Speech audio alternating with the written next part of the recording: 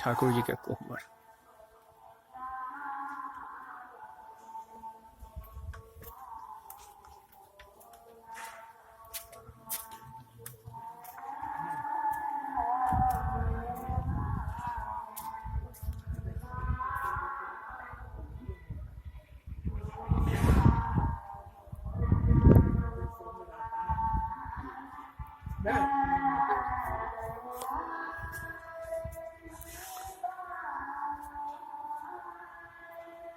तपोवन में ना तपोवन कुआं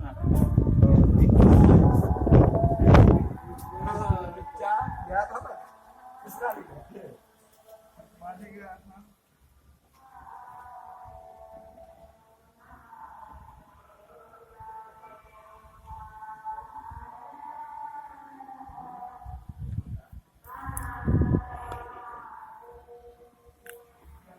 दुल्हा स्वरूप में भगवान श्री राम सीता के संग।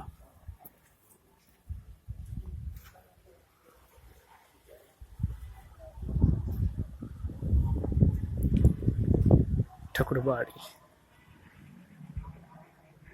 कमतो।